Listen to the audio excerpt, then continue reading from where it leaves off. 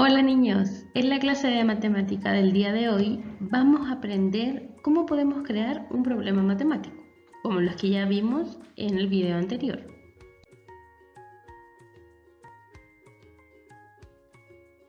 ¿Qué es un problema matemático? Un problema matemático es una situación en la que nosotros debemos aplicar operaciones matemáticas, ya sea sumas o restas. Si aún tienes dudas, recuerda visitar el video de la clase pasada o revisar tus guías o preguntarme para entender bien qué es un problema matemático. Recordemos que para resolver estos problemas tenemos que seguir la regla de los 5 pasos.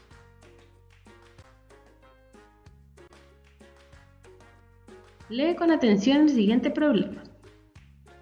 Javiera tiene 2 perros. Su tía le regaló 5 cachorros para que ella pueda cuidarlos y luego dar una adopción. ¿Cuántos perritos tendrá que cuidar Javiera en total? En este problema, si nos damos cuenta, debemos sumar o restar. Muy bien, si nos damos cuenta, en la pregunta aparece cuántos perritos tendrá que cuidar Javiera en total, lo que quiere decir que debemos hacer una suma. Revisemos cuáles son las partes que debe tener un problema. Primero, la situación. La situación corresponde a la historia misma del problema. Aquí se deben incluir los datos. No es importante que ahora incluyamos muchos detalles. Por ejemplo, si queremos hacer el mismo problema que les acabo de mostrar, no importa que yo diga hay un perro que es negro, hay otro perro café, otro perro blanco, porque esas cosas en el problema mismo no son tan importantes. Sin embargo, es muy importante que se incluyan los datos que vamos a utilizar, tanto el número como el objeto o la persona a la que se está atribuyendo. Por ejemplo, escribir 2 perritos. La otra parte muy importante de un problema es la pregunta. En la pregunta se debe considerar la operación que se realizará. Por ejemplo, en el caso del problema que acabamos de revisar, aparece en total, quiere decir que debemos sumar.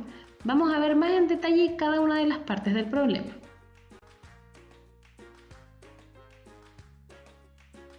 Primero veremos la situación.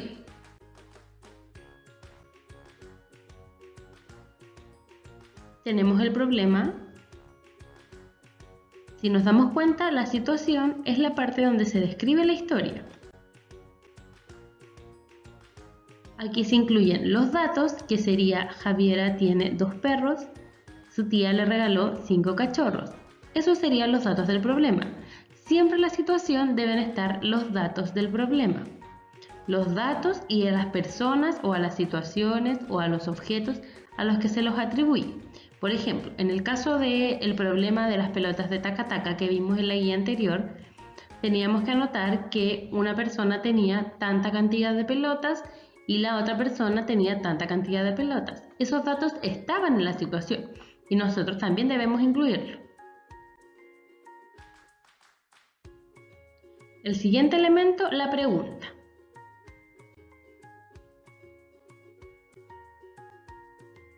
La pregunta del problema dice, ¿cuántos perritos tendrá que cuidar Javier en total? Si nos damos cuenta en la pregunta, se describen las claves que nosotros utilizábamos para distinguir si en el problema se sumaba o se restaba. Para tener más antecedentes de esta información, revisen el video de la clase pasada donde yo incluí todas las preguntas que pueden utilizar cuando quieran hacer un problema de adición o uno de sustracción.